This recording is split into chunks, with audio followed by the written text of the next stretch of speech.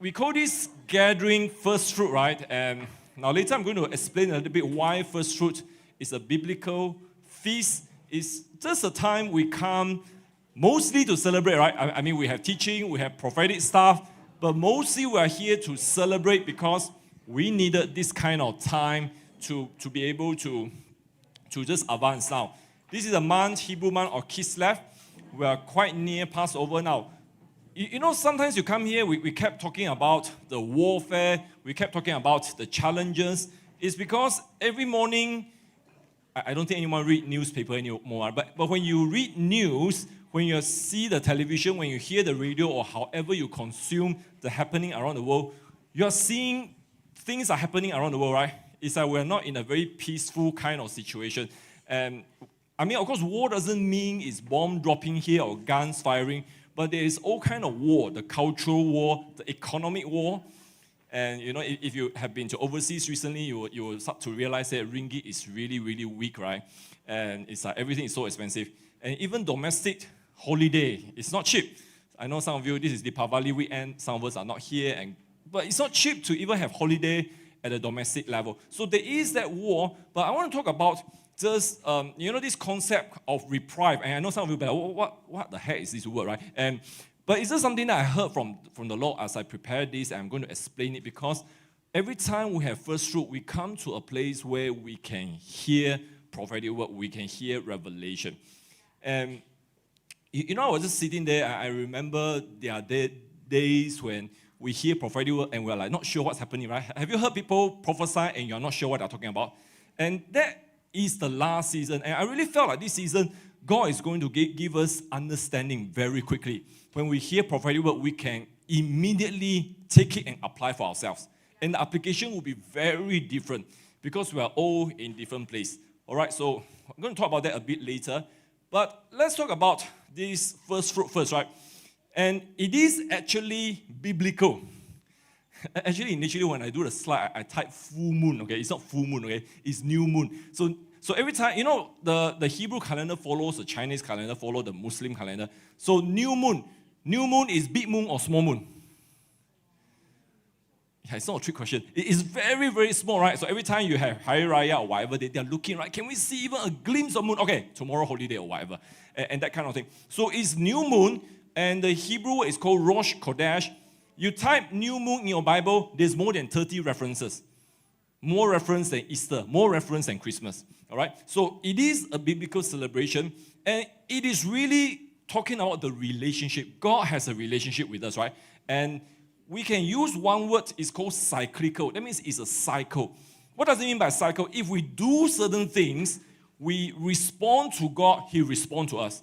If we don't respond to Him, then certain things will come. So that's why when we kind of say we don't want God, we look at Tower of Babel when they show their fist to God. God said, "I'm going to disperse you with many language." When the fallen angels and men created the giants for 1,000 years, God said, "I'm going to send a flood." So every time we don't respond to God, certain things will happen. That is what we mean by cyclical. And so going back to the biblical time, Rosh Chodesh is a time where they come and Israel was asked to bring the very best of their crops. So remember, they were agricultural people, farmers. How many of you are farmers here? By the way, if you are in farming, you can be rich in near future because we're having food security issue and things like that. So Israel, they planted what? Wheat, they planted barley, all kind of things. So all of a sudden, when they come to celebrate, God said, "I want you to bring your best." Now, what is best? Best is first fruit. That means you have to understand a little bit about agriculture. They will plant certain things, and then the first shoot will come up. You see, it's not like today. Today, you want to plant tomato, you want to plant chili, or whatever. You go to a shop, you can buy the seed, right? Okay. Any of you planting? Actually, my house is like becoming a mini garden now. And so you can buy the seed, you can buy the plant. But those days, no such thing. You have to plant it, and then when the first young shoot come out, you take it out, and you put in the storeroom. Why? Because it's an insurance. If your crops die because of drought, because of rain, whatever, then you take your insurance and plant again. That is first fruit. So imagine this, God asks you to give up your insurance. That's why it's a test of faith. First fruit is a test of covenantal faith. So every time you come here, you have to give up something before you even know. Some of you are busy, some of you have exam, some of you have whatever, but you chose to give your best time to God. And that's going to be the test of your covenantal faith. Okay, that's Rosh Chodesh. And so demonstrating of our faith. And now here's another thing. It does not matter if you had a great or bad month. Now some of you, who has a great month? Okay, no need to raise your hand. But you know, I could see from your face you're very happy and things like that. But it doesn't mean that you will continue to have a great month, because you need to exercise that faith again and again. Now, how many of you have a bad month? Okay, no need to raise your hand. And it doesn't mean that you will continue to have that, because here's an opportunity for reset. Here's an opportunity for us to choose. Look at your neighbor and say, we need to choose faith once again. So what does it mean by once again? It means repeatedly. We have to do it again and again and again. And you know, we are all marketplace people, we know, right? I mean, consistency is the key. Everyone can once in a while hit their KPI. Wow, this month, 200%. So what? Can you do it again? You know, can you repeat again? That's why in sports, right, you know, some of the sports, right, repeat championship is really the absolute credential. Win again, win again. You know, that's why you see some of the great teams. You see like Real Madrid, Zidane's Real Madrid, 3 champions in a row. That's legacy. That's unbreakable legacy. So that's why when you do that, all of a sudden, the area of your finance, the area of your time, the area of your emotion and submission, all this comes in. Because some of us, we have no problem with finance. We can give. But what about your time? What about your emotion? You know, if every time you come here, you feel a bit down, you feel like I'm not stable, then maybe you need to choose faith once again. So when we do this once again, the nature of covenant, that means God will show himself. When we do that, he will know that the goodness of him. That's why Rosh Chodesh is for us to come. You know, I usually try not to do a long teaching if I can. Then we're going to have celebration and things like that. And we're going to have a bit of training. And that's why it's really for celebration and to advance. Every time we do that, we see a glimpse. We get to know Jesus more and more. And, you know, that's how relationships are built. All right, so why first fruit? You know, just very quickly, we already say it's a test of faith, extravagant faith, because, you know, a few months ago, we talked about Elisha, right, and the women, and not having enough and things like that. So we give before we even know if we have enough. It's called extravagant faith in all the area. So God will show you which area you need to be tested. And then cleansing, of course, Romans 11:7. If you give a portion, the rest is sanctified. Now, this is a spiritual mystery. Look at your neighbor and say, mystery. Now, by the way, mystery in biblical term is not Sherlock Holmes mystery, right? It's not Scooby-Doo mystery, right? You know Scooby-Doo is Mystery Inc., right? But mystery is something hidden, and all of a sudden it is revealed. So it's like, how does this work? Romans 11:7, when you give a small portion, everything is cleansed. How does it work? And you have testimonies and things like that. Now, by the way, if you still have testimonies, I know last Hebrew year, we kind of do divine recovery testimony. But if you still have testimony, feel free to come and share. There's no testimony that is too small or too big, okay? So this is a mystery, but when you walk through it, the effect of cleansing. Then, of course, first fruit, Proverbs 3:10. When we give our best, all of a sudden, God says, your vats, that means the container of your wine, will overflow. Overflow. So when we talk about wine, we're talking about revelation. Look at your neighbor and say revelation. So that's why every month, very important to know what is the prophetic focus of this month. So this month, 2 things. We want to talk about your war strategies. We're in a season of war, right? And whether it's a physical war, actually in Malaysia, we are more in a, I don't know how to describe the war in Malaysia. It's very complicated, okay? And yeah, but it's okay. You know, whatever is your arena, God will show you what are your strategies. Then we talk about support system, and that's where later I want to talk about the reprieve system. Actually, reprieve is a very legal word. There's a legal impact to that, and we'll talk about that in a while. All right, so the month of Kislev is the 8th month from the new year, Nisan. Nisan, of course, is Passover time. But more importantly, from the perspective of reaching Passover, we're only 4 months away. Very, very quick, right? I mean, those of us in business, you know, 1 quarter, 3 months, and the quarter is very, very fast. Everyone is busy with the fourth quarter, right? Try to close all the sales, try to finalize the accounts so that we can share our shareholders. We have done a good job this year. Please pay us our bonus. Please pay us our dividend and things like that. So, yeah, I mean, those of you in accounting, you're trying to come up with the nicest number possible, right? So, fourth quarter. So, we are very, very close to Passover. Now, here's the thing. As we approach Passover, we need to understand there's an opportunity. God will give us time and space. Time and space to do what we need to do. So first fruit, another thing is always adjustment. We are here because something is not right, and God will use the prophetic, God will use the worship, God will use the relationship you have, whatever. All the things come together, help us to adjust, and that we can advance into the future. All right, so from now until Passover, this is one of the things that I said last time, but I want to just kind of remind you again. Every time we have first fruit, we also have Tribe Advancing School, TAS. And that's 2 p.m. later. You need to register to join. It will be here on site, or you can join online. So what I want to do, of course, we want to talk about the atmosphere. We want to talk about the intercessory. How do we stand between heaven and earth? Talk about warfare, how we can have occupation. All these things are very interesting. Now, today, we have quite interesting teaching, really help us. We talk about the spirit of evangelism, right?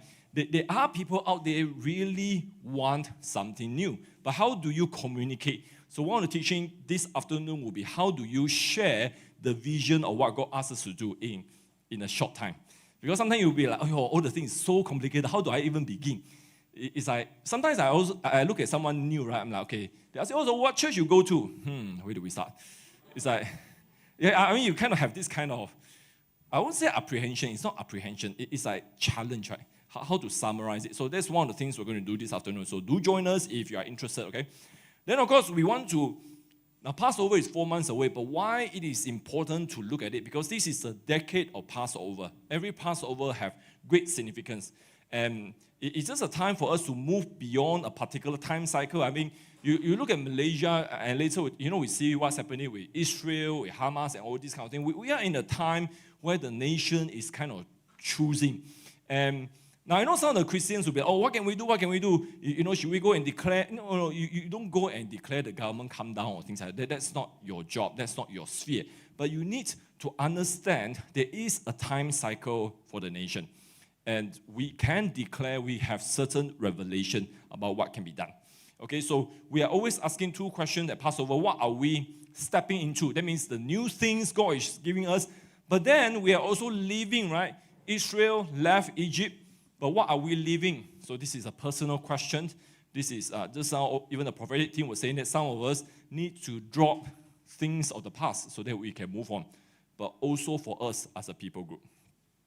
All right, so I want to talk about two things today, okay? Just two things. And it's really, we want to first talk about the war strategies.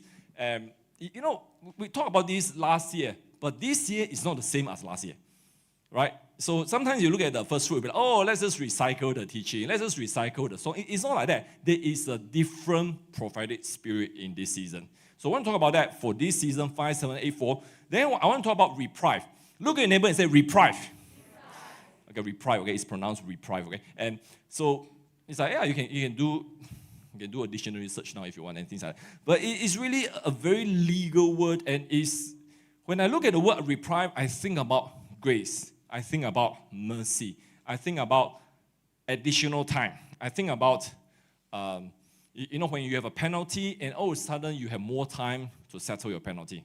So those kind of things that will just, God is trying to show us. So let's talk about the war strategies because every season is different. Now, I want to start with this verse, a very well-known verse, Matthew 24:6.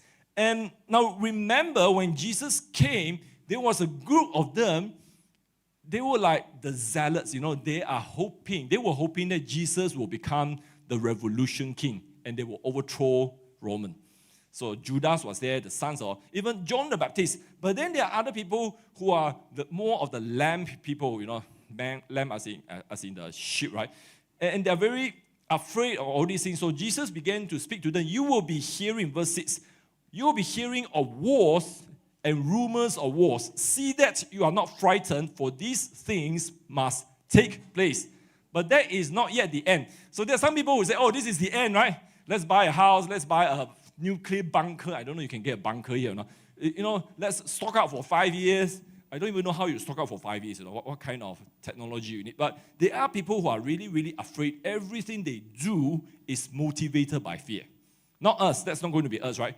So, ever since we stepped into this prophetic season, we call this the decade of pay. In fact, Hebrew year 5780, our normal calendar is October 2019, just before COVID, right? Remember, once we enter into that decade, the whole world kind of became messed up until now. We have seen continual demonstration for the contention of nations. Nations are fighting, right? I mean, before that, of course, we have seen that. 2016 with Brexit, there's the European Union were fighting. Donald Trump became president. There's a trade war and things like that. So it's all happening. Nations are trying to become stronger. And in the midst of this, of course, our nation also try to play a part.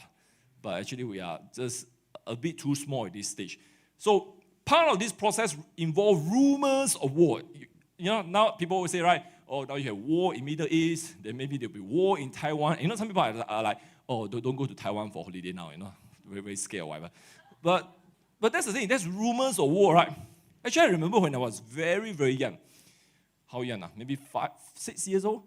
Even 6 years old, 7 years old, I kind of heard, because that was towards the end of Russia, right? Russia was very weak already at that time. And a lot of people are saying at that time, of course, this is the adults talking about news. Actually, ever since I was very young, somehow I was involved with this kind of discussion. Very, very strange. There's a Cambodian war movie. I can't remember what's the movie. Killing Field. I think I went to see Killing Field when I was 6 or 7. I can't believe my parents brought me there. But anyway, then they were saying about, maybe Russia will start to attack and things like that. So that's rumors of war. But in this generation, we haven't seen so much rumors of war until recent time. That's why we grew up relatively peaceful, but all of a sudden, we have this kind of emotion swirling around. So that's why it's very, very important. And it's not just the bombs, the guns, but there's economic war, a cultural war, etc. Of course, there's an actual war. The Ukraine war, of course, and the Israel-Hamas, they are actual war. People are dying and things like that. See, although here, yes, the people of God, we are to focus on spiritual warfare, right? Our war is not against flesh and blood, right? That's what Apostle Paul said, right? But we need to understand that the effects of spiritual warfare, that means what happened in the spiritual often translates into the physical. So when you look at what's happening today, there is a spiritual side to that, right? There is a spiritual side, there's a Leviathan, there's an Islamic spirit, all these things. So we need to understand that they are linked, they are not separate. So that's why when we look back to the verse, Matthew 24, verse 6, Jesus gave us 2 important points when we are confronted. We are in this season of war. The first thing he says is, see that you are not frightened. Don't be fearful, because, you see, many have gone through cycles of testing, right? I mean, we talk about COVID time, we talk about lockdown. Many of you have gone through many cycles, right? So you have gone through from very afraid, and some people became more afraid.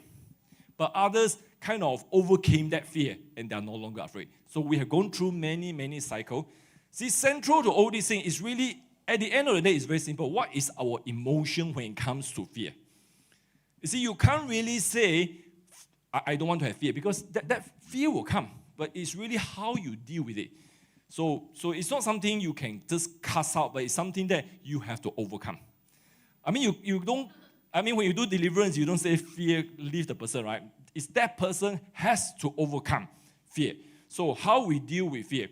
And of course, we can do all the necessary things, preparation, planning, we can strategize. But if I'm talking about preparing for a season of war and rumors of war, you can prepare with water, you can prepare your finance, you invest properly. But if our foundation is fear, if you do certain things because you are afraid, it will crumble down very, very quickly.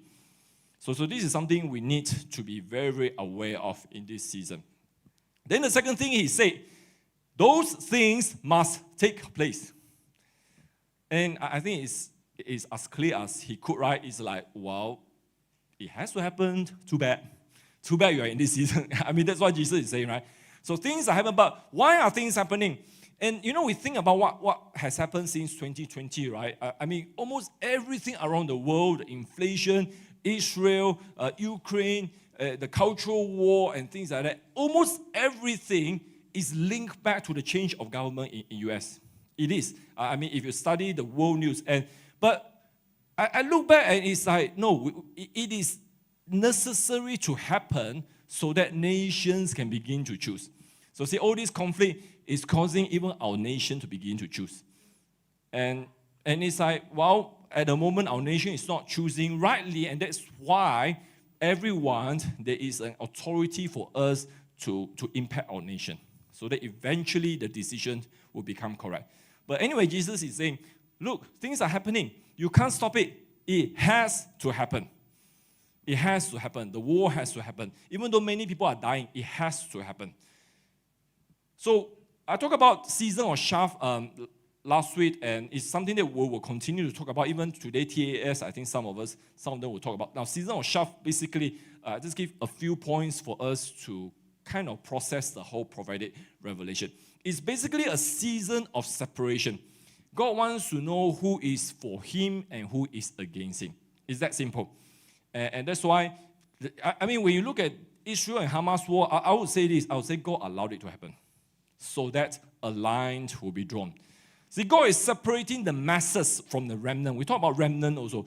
Remnant is just those people who really want to serve God versus those people who just kind of gather around and they are like stay very far away. They don't have a relationship. But when God separated, the people God will choose to carry out his assignment, those are the remnant. And we all want to be the remnant, right? Because remnant will complete the task and you will receive the great reward. So season of chaff, it will happen in a way where the standard of God will be made clear. That's why when we look at Israel-Hamas issue, it's really going to determine where you stand. And it's so interesting, right, that they're seeing at the protests, at the university level, at the Ivy League level, is exposing the true color of the Ivy League. And it's like, I tell you, Education Mountain is in for a huge shake. By the way, do you know that UK just deported a citizen because they were involved with pro-Palestine activities? UK citizen. And it seems like some people in UK government suddenly had a brain. and began to understand their open border policies for years and decades are now reaping bad fruits. So it's like that, right? Sometimes we need to be in very bad situation, right? Like Malaysia also, right? I don't know, are we able to change now or do we need the situation to be worse? This is just a prophetic word. And remember, do not be afraid. Let your spirit process whatever God is saying right now. And you will have a role to play. We will have a role to play. So that's why in this season, we have to make our choice carefully. And I already mentioned, right, first fruit for us to come and celebrate, process the prophetic word, but don't get too down and it's like, I can't process it. Well, just take a bit of time to process it. You have the whole month to process it. But don't wait until the month is over because there is that focus. We just began the month of Kislev. For the next 1 month, God will cause this processing to happen. Now, I want to talk about this. How would the Lord bring about this separation? How will he do that? And because when we understand this, we can begin to look at the strategies that we should have. Because if you don't understand the problem, you cannot have strategy, right? So every time you have a meeting here, it's like, sometimes you have some bosses who are a bit clueless. It's like, I want the solution now. Then he's like, okay, what's the problem? I don't want to hear that. I want a solution now. But it's like we had to go back a bit and think about what is the issue, what is happening around the world. Then, only then, we can do the right strategies. So that's why before we even think, we need to understand the overall prophetic picture. And I want to say again, I say it just now, I really believe this is a season many of us will be able to process even very complicated prophetic words very quickly. And that's something that you all need to have. And I know some of you will be like, oh, what the heck is he talking about? I don't understand world economy. I don't understand politics and things like that. But God will make you understand. And one of the things I was just reading Old Testament prophet, and it's an encouragement to us that, do you know that most of the time the prophets have no idea what's happening? And Jeremiah was like, what is happening? And then get scolded. Isaiah is like, oh, there's a conspiracy. And God said, you better not say, you better not declare. You see, so often when we do that, all of a sudden we get a rebuke. It's like, don't say what is not happening. So that's why if those prophets are struggling, of course we will also do, but eventually they heard from God and they submitted to the revelation. So we can understand the overall prophetic picture. I really believe the grace is provided for us. All right, a few things very quickly. What's happening right now? We are in the future war of the church. Apostle Chuck Pierce wrote a book, Future War of the Church. Next year, we're going to do some training on this book because I think it's time for us to understand. But then, the way he described it is when he received this message more than 30 years ago, he said it will be all the way to 2025. Why? It's really for nations to be able to choose. He will show different systems. Now, it doesn't mean now, some of the nations used by the enemy to kind of draw the line, it doesn't mean those nations cannot be redeemed, okay? Don't think like that. But there are some nations that are being used by the evil forces at the moment. So Malaysia is in that. We are being used by evil right now. So that's why, yeah, I know some of you, I don't know if you think it's funny or not funny, but I think I'm glad I'm in this season where we can have an impact. So what are we going to do about it? Then, of course, we talk about season of occupation, one-line summary. What are the things that we must do so that nations will have opportunity to become sheep? Because Jesus said the nations will be separated as sheep and goat. So that means there is an opportunity, but to do that, we have to go into the different structure. We have to change education. We have to change the culture. We have to change economy. And when you look at our nation and many other nations, well, all the areas are demonic.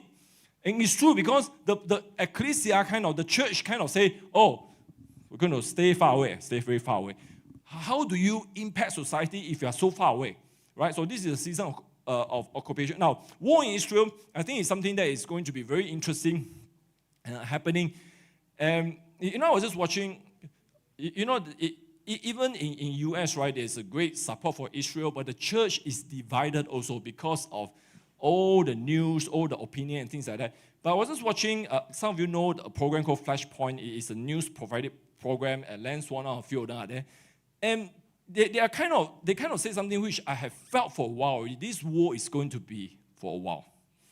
And some people will be like, just like, when Ukraine-Russian war, people say, oh, it's going to be over in a while. No, because there are forces out there, they have great interest in prolonging war. Their entire profit economic system is based on war. So these are the people that are out there, and they want to extend it as long as possible because they will be profiting. So that's why this will expose the motives of many people. And this is one of God's way to draw his line. Then, of course, the mindset of war is very, very important because we have, no matter what is your position of war, the reality is it is already here. And we have to decide how we will engage. And finally, the whole thing is, what is the church role? Because there are some people who say, oh, the church should just retreat and hide. And that could be one interpretation, but if that's you, then you have no role, right? See, one of the things, every time, if client want to see us, sometimes, a very important case, then my boss will say, oh, you come also. And yeah, not so important won't involve me, okay? And the thing is, he is always asking this question, what is our role? If we have no role, we are wasting our time. He's not giving face to the client, And sometimes he will tell big client, you are wasting our time. We have no job here. So it's true. We have to ask ourselves, what is our role? If we have no role in all these things, let's just continue to have party here, right? But we have a role. We have a role to change the overall prophetic picture. So what is your contribution? And another way to think about it is your contribution. And it's I know some people don't like this word because this is the mindset of prophet, which is in the Bible, but the pastoral only church say, oh, you shouldn't think about profit. You shouldn't think about contribution.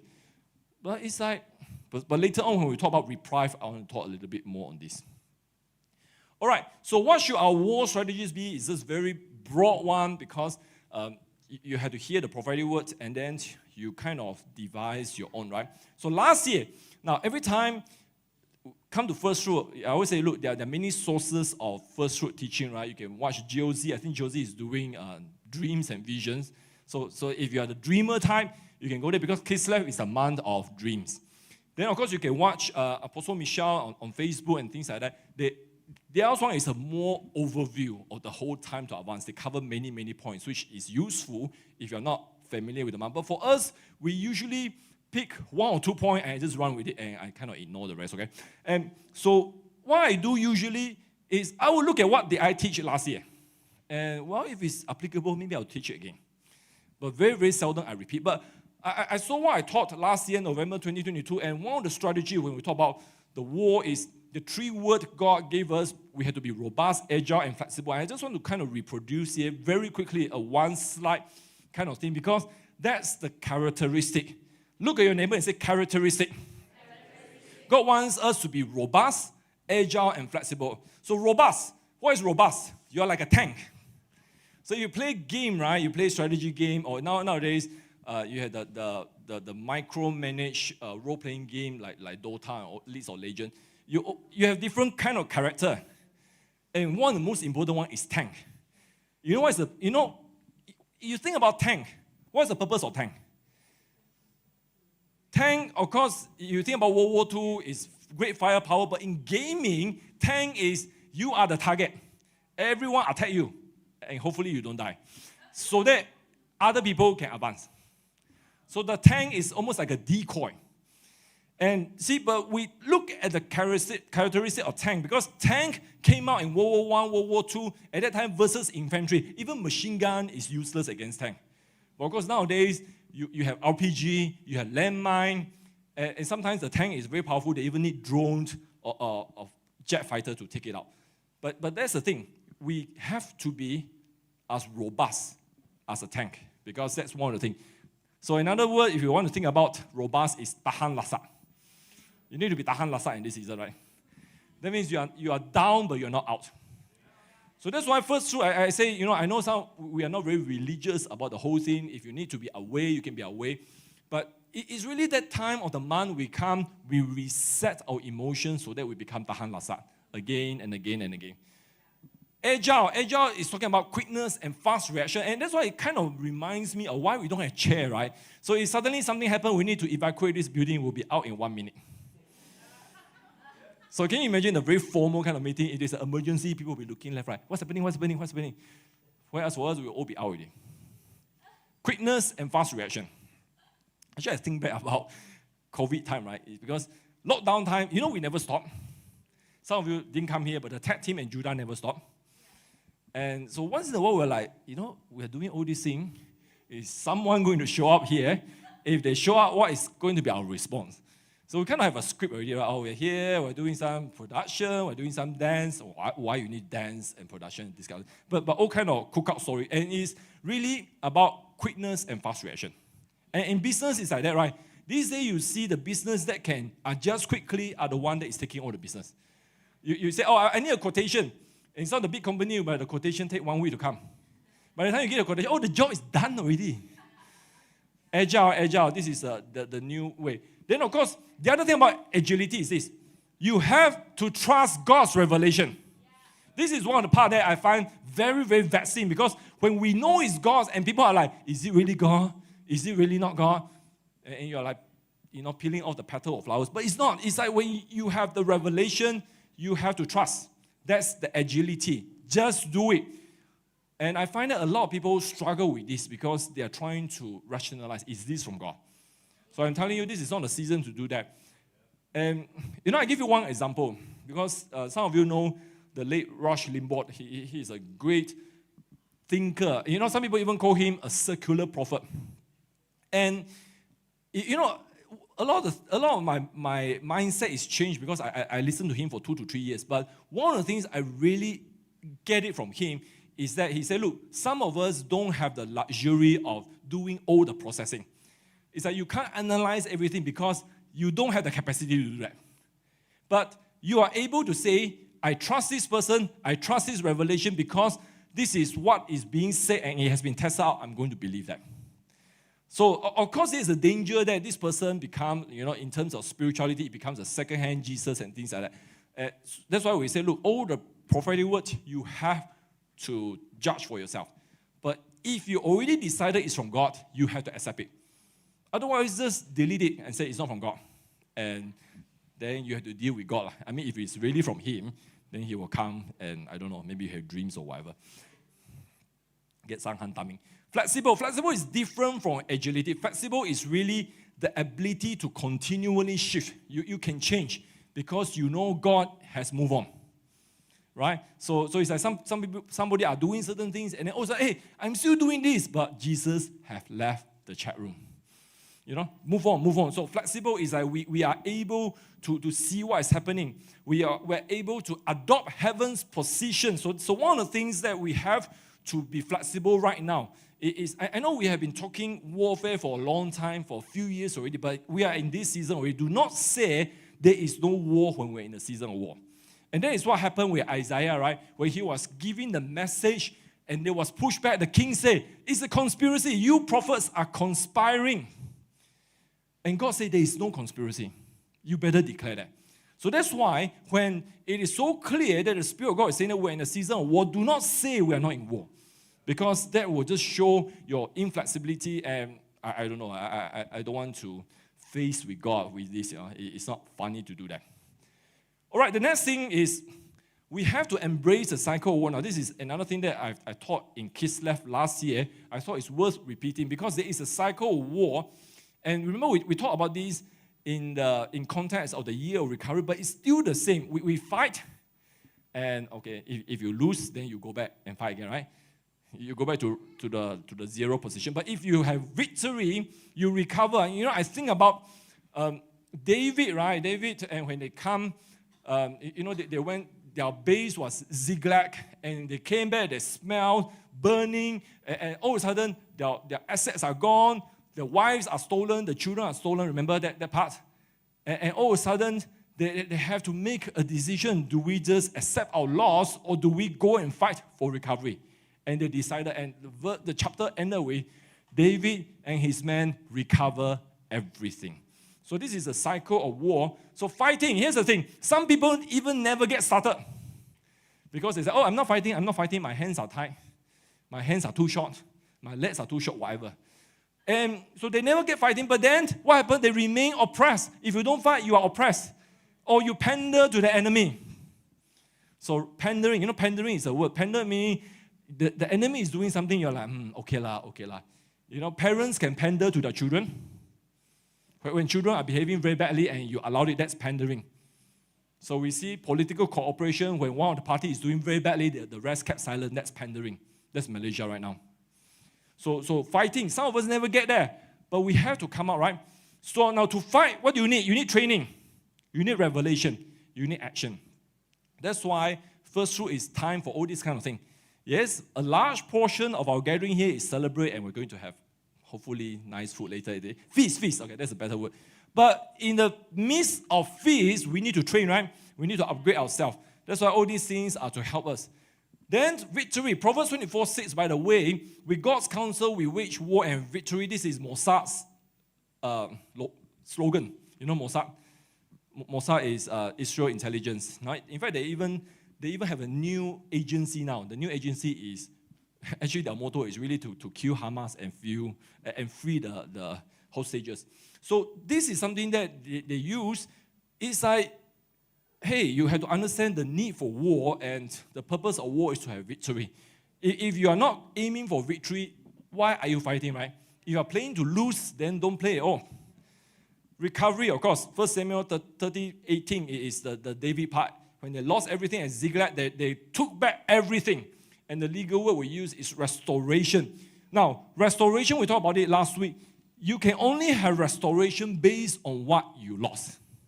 So today, if you say, my net income, my bank account only have 500 ringgit. So if all stolen, your maximum restoration is 500 ringgit. So you can only have restoration based on what you have. So that's why it's very, very important we know what we have. Restitution, of course, is when enemies stole it from you, then they had to pay back more. So you in legal terms, we talk about damages and things like that. So when you have that again, then you go back to the first point again, and you begin to look, what are some of the areas I had to fight? So why is this important? Because it continues. When you finish one assignment, it's not the end. Some people, after you achieve a great assignment, especially for the body of Christ, this is something that is very serious. Every time they reach the pinnacle, and we study from church history, Luther, Wesley, all of them, when they reach a certain kind of success, they felt like they're at the top of the world and they kind of rest. And that's how the whole wineskin deteriorates. So you all know Apostle Peter Wagner's story, right? He was in the prayer movement for 10 years, great success, 220 million. Okay, I just checked the number, 220 million souls saved. That's a great number, right? No matter where you are today, 220 million in 10 years, is great result. Is it a great result? It's tremendous result. And he was like, oh, I deserve a rest. And to kind of revive this embracing of the cycle of war, a prophet came, Chuck Pierce, of course, and said, are you still the apostle for the prayer movement? It's like, don't get too comfortable. Don't think it's job done. It's not done yet. And we'll continue this. And that's why some of you are considering retirement. Just talking to someone just now, there's no retirement. There's no retirement. Now, your capacity change. You don't have to be on the field all the time, but you can't retire, right?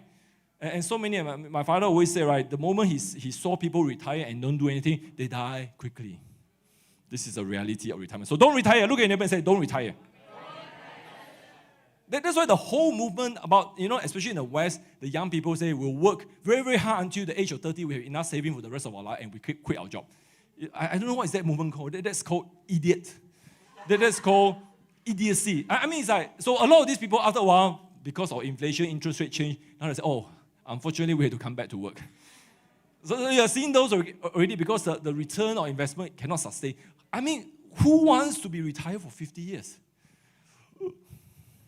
Anyway. Okay, so here's the thing. When we commit to that cycle, more revelations will be given to us. But if we say we don't want to be part of it, then the revelation will be limited, okay? Now, here's another thing about this war cycle, and this is tough for some of us because God will show us the people who are not willing to fight with us. Some people don't want what you are doing. And this can include your parents. This can include your siblings. This can include your children. This can include your close friends. This is just a reality. Look at your neighbor and say, this is reality. So take Abraham. Abraham had to leave his surrounding, right? He had to leave his foundation. He had to leave the parents, and he almost got stuck because the brother died. Lot's father died. And he got stuck for 20 years. He had to leave everything, and then familiarity, and God said, go to this land which you've never been before. Some of you will have this kind of calling. Then you're like, where is Mongolia or whatever? It's like, but that's why some people are like, when they become believers, they're like, oh, why God sent me to a place I don't want? No, He will send you to where you can prosper. He will send you to where you're supposed to be. But the process is that you have to undo a lot of your desires and wants. So Abraham had to go through the whole cycle of deliverance. And finally, he was able to achieve his destiny, to lay the foundation for the first nation that God will use to reach out the world, which is Israel, right? So we will have to have the determination. Now here's the thing, here's the word for the future, determination. And people will come and tell you, don't waste your time, don't do this, don't do that. Because we need to be determined, regardless of our situation. If we want to be the people, Abraham is called the Hebrew, right? Hebrew means the one who crosses over. So we want to be the one who can cross into our future, right? That's really why we even have war strategies. All right, now let me talk about reprieve. Everyone say reprieve. Yeah, it's not a very common word, right? So let's start with the verse first. Galatians 6, verses 2, 4 to 5, 9 to 10. And this is, of course, now, by the way, Galatians, when you read Galatians, I have great interest in Galatians because this is one of the books that, this is the first book that I developed my own Bible study, okay? So I really, at least I read this book at least 100 times. And it's really interesting because it was at the beginning of Apostle Paul's journey. He was still kind of raw, R-A-W. But then towards the end, you can see the maturing process. Can God use your rawness? Can. The rawness is still from God. And sometimes you look at the Bible, you can see some parts are not very refined. You look at someone like Gideon like that, very, very rough on the edges. Even you can argue maybe he didn't finish well. We can't be sure. So, but this is the part very interesting that he kind of come to a place, in the first part, he was like blasting everyone. He was scolding Peter. He was scolding Barnabas. He's like, why are you all hypocrite? But towards the end, he kind of mellowed down and come to a conclusion about how the body of Christ should interact. Okay, start with verse 2. Bear one another's burdens and therefore fulfill the law of Christ. But each one must examine his own work, and then he or she will have reason for boasting in regard to himself or herself alone, and not in regard to another. For each one will bear his own load. Then verse 9. Let us not lose heart in doing good, for in due time we will reap if we do not grow weary. So then, while we have opportunity, let us do good to all people, especially those who are of the household of faith. Now, this is very important because I really felt like this speaks about the time and season we are in right now. People are kind of confused about the role of the church. Are we supposed to help other people? Why do you all keep talking about self-starting? Some people have problem with self-starting. Some people are like, why you kept talking about self-starting? Why can't you help me? Well, when you are we are trying to help you to help yourself. Okay, does it make sense or not? I think that's better, right? I mean, it's like give a person a fish and he will not go hungry for 3 days, but teach him how to fish and he will not be hungry forever. So Kislev, so we come back to another part of Kislev, is we are talking about the support system. So this support system is really a part of this reprieve. Okay, we'll talk about that in a while. So let's break down a few concepts. First, bearing each other's burdens, Galatians 6:2. And people like to quote there, we should bear each other's burden. That's why I call you. Why you never pick up my phone? How come you never help me? Now you'll be surprised. Once upon a time, I do a lot of pastoral work. Okay? So I understand this. I understand the need. And it's important. It's important to encourage people. It's true. And now, how much you do that? Last week, I was just talking to some people, and somebody had been away for a while. And there's no fixed formula one. You want to ask the person to come out. Everyone have their own strategy. Some people just prefer texting. Some people like to call. Some people never like to text. Cannot text one. Must talk. Okay, if you want to talk to me, please text me. Okay, don't call me. So it's like we have all the different styles. It's okay. We are all differently. The introvert don't really like to talk one. So generally speaking. So this is a true verse. And when we look at the ecclesia, see, the ecclesia is the whole body, right? It's the whole body. And we are all linked to some, not all. See, this is one of the things that the pastoral-only gang need to learn, that you are not supposed to be friends with all the Christians. That's not what it is, right? 1 Corinthians chapter 12 and chapter 14 talk about we are knitted with some, not all. So what does it mean? That means some people we must connect. There are people God sent to your life. And there are other people we are not to connect. I mean, it's like somebody in Somalia, you want to pray for them. It's like, what's your relationship? Do you know them? Oh, no, I just found them online. Somebody sent me a forwarded message, have been forwarded at least 10 times already. Forwarded. Next time you see the forwarded message, should put there how many times forwarded. I bet you most of your forwarded message at least 10 times. But actually, now the app kind of limit to 6 times, I think. But still, there are some people you're not supposed to connect. So that's why when we interpret this verse, it's really your sphere. It's really your arena. Don't be a busybody. You'll be surprised how often I have to say that in my own house, okay? Don't be a busybody. Yeah, because people, by nature, the pastoral, the Confucius spirit is like, no, they don't have boundary one. But by nature, it's like that. So if we want to be self-starter, we want to be apostolic, we have to learn to draw boundary. No is an anointed word. So at this point, let's ask this question. Why is it necessary to consider and reconsider our support system? Because this is the prophetic picture for this month, right? Kislev, right? Just now, Judah started off by saying this is a month of Kislev. We are supposed to support one another. It's because when we look at the assignment, the warfare, it's often a corporate assignment. It's often a tribe affair. See, when we say we want to fight for our nation, it's not just your personal mission, right? It's our corporate mission. When we say, the economy is very bad, we want prosperity for this thing, it's a corporate assignment. So that's why I want to suggest to you that when Apostle Paul mentioned this, bearing each other's burden in verse 2, he is talking in context of corporate. So you see, I give you an example. People say, bear each other's burden, you should help me. It's okay, it's fine. But then I would say the greater thing is, you are helped, you are revised so that you become part of the corporate movement. You are never reviled, you never receive blessing just for your own benefit. And this is something that I find the pastoral-only gathering have great difficulty in understanding. Because for them, you have to take care of everyone. And then, we have to be in so many places in the past few years, not in recent time. And we go there, try to shift them into the new move of God. And they were like, oh, everything you say, we agree. Oh, anyway, I need to get back. I need to cook the soup. I need to do whatever. It's like they cannot get out from that mindset that there is a greater assignment. See, this is one of the challenge of this season. And I tell you, when you meet people, and you have to ask God, how are you going to shift them into end-time, kingdom, manifesting, saints, believer? That's going to be one of the challenge. But this is the part. Now, I'll show you the evidence why I believe this is the right thing. Because in verse 5, he says, each one will bear his own load. Seems a bit contradictory, right? But if the first part is you carry each other's burden for corporate nature, then this verse makes sense. You understand what I'm trying to say or not? Don't get me wrong. It's okay to help people. It's necessary to help people. But we cannot keep on helping people and cause them not to grow. This is very, very important in this season because this is a season, I believe, verse 5 is manifesting.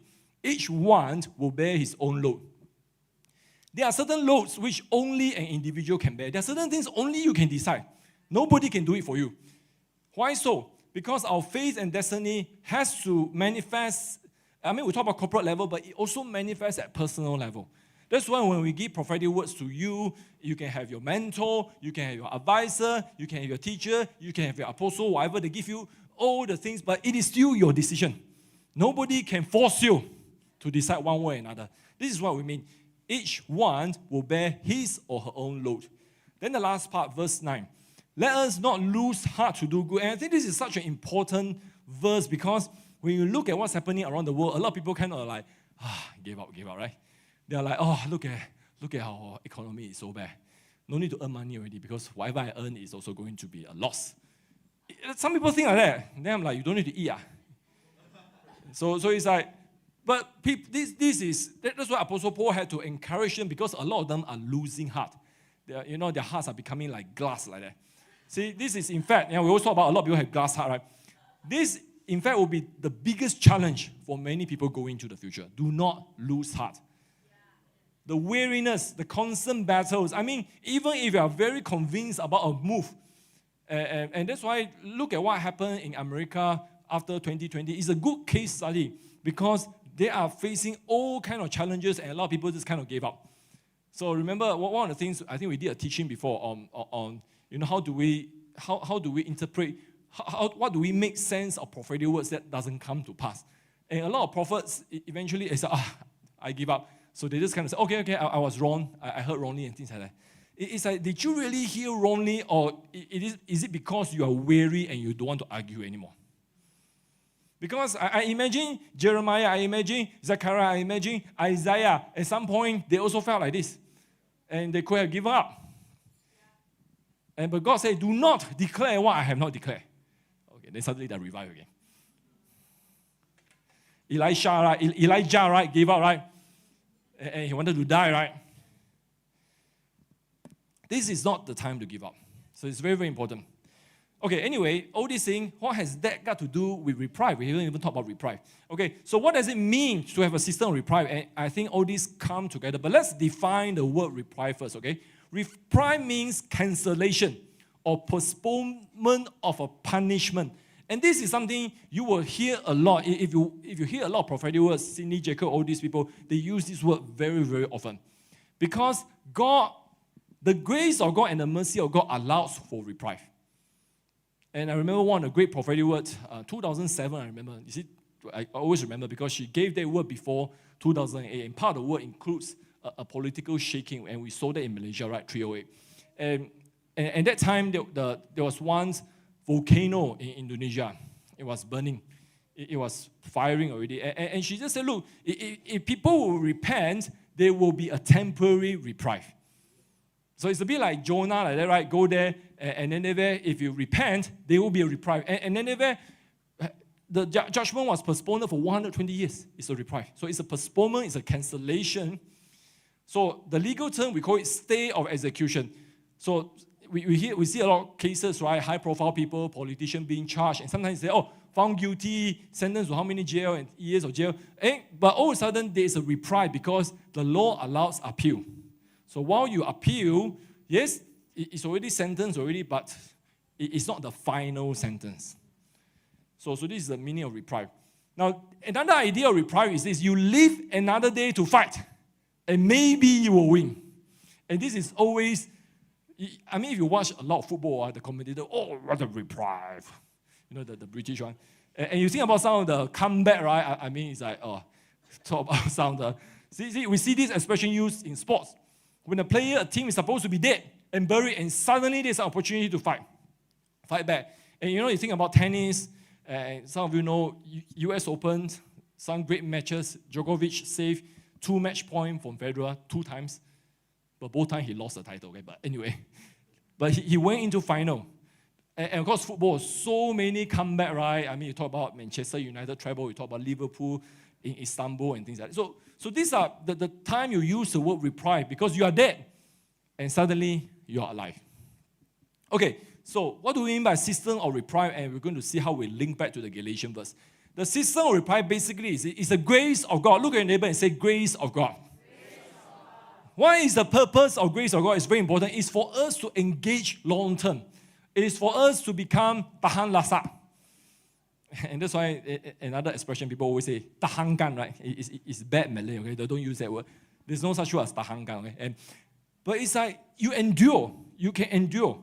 And you can engage long-term warfare, and you are down but never out. So system of reprieve, and we're finishing already, it's a combination of this. First, we talk about tribe alignment and relationship. We have to learn to carry each other's burden, but it's in context of tribe. It's context of corporate advancement. It's never I help you just for your own need. Of course, you are benefited, and it's true. But when you are helped, you help the entire body of Christ. We always must have this corporate mindset. Then we need to carry our own load. This is where self-determination and discipline comes in. And you know, right, people without discipline and self-determination, after a while, you know there's no way to help one. Have you tried to help people and they don't want to help themselves? And it will come to that sometimes you just have to leave them for a while, and maybe they will come back. Maybe they will wake up. This is the way God has been dealing. You know, sometimes, okay, you and that's why Apostle Paul said, right, some people in the body of Christ, you just have to hand them over to the devil. Okay, we don't do that necessarily. But when people want to do their own things, basically, you are trusting your faith to the world. So we have to understand this, the Galatians. Then the reprieve, where does reprieve come from? Is this new wineskin structure that allows the expression of ecclesia in tough seasons. See, we are in a very tough season, right? You look at what's happening around, and you know the kind of control that is happening, and sometimes you're like, oh, I just want to give up, I don't want to do anymore. But what God is saying is that, look, I can give you a system of reprieve that allows you to prosper even when the government is trying to shut you down. And we see some example of that. I'll give you some example. During the flood, right, there was a reprieve, right? It's Noah's Ark, right? The Ark was a reprieve. 8 persons decided. Then after Joshua, they went into a season of judges. Judges, in that season, 400 years, they have a lot of crazy enemies, right? Including the Philistines. And where is that reprieve? Goshen. God kind of say, you come there, you hide there. And then we talk about New Testament. When Apostle Paul went into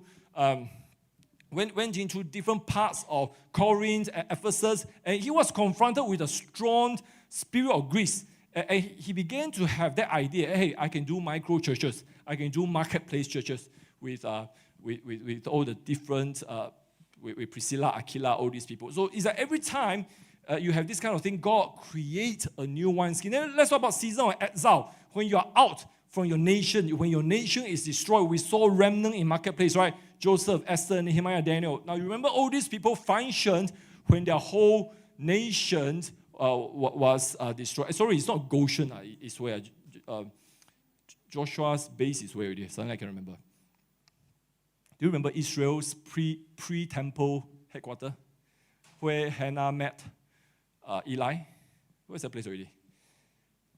Somebody, if you can shout out to me. Suddenly my brain is not working, okay? It's not Goshen, okay? Shiloh. Yeah, it's Shiloh. Crazy enemies, the wineskin structure to kind of defend themselves is Shiloh. So Shiloh was their headquarters for 400 years.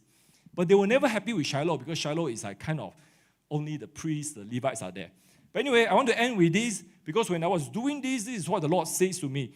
You see, in the days to come, and why are we linking all this with first fruit? Is that the celebration and advancement of first fruit. Let me just say this, we're not legalistic here. Sometimes you cannot be here, it's not the end of the world. But I'm talking about the spirit of wanting to celebrate God's best for us, wanting that revelation. So when we kind of say we want to celebrate first fruit, that kind of mindset, that kind of gathering is going to be part of our reprieve system. Why? Because God will give us revelation. God will give us connection. You know, some of you need to be here so that you have some human connection. You're like, yeah, I mean, it's like, I tell you, just sit down and say, oh, how's things and things like that. It's very important. I tell you, it's more important than you think. You need to, I mean, even if you have nothing to report or you feel like I don't want to say anything, but sometimes out of the conversation, a connection is made. A revelation is answered. Very, very important, okay? So don't despise small talk, you know, just come here, or, you know, people always don't talk very seriously with me. Maybe they think I'm very serious, but whatever, you know, you need to find people that you can connect with. Whatever, you know, start with small talk and all of a sudden God will lead to something meaningful. So this is why I really believe the whole mindset of first fruit celebration going to be part of the system of reprieve because we are all going to war at the gates of Hades, right? All right, so I'm done already, and Lord, I just pray right now, you cause us to understand that this season, we can have reprieve. We can have a place we can function. It's not a hiding place. I heard the Lord say the system of reprieve is not for you to hide, but it is for you to be recharged. It is a place of processing revelation. It is a place for confirming and affirming covenant and relationship. So I just pray and declare that we will find our own place of reprieve that will cause us to be able to advance and prosper at the gates of Hades. In Jesus' name, amen.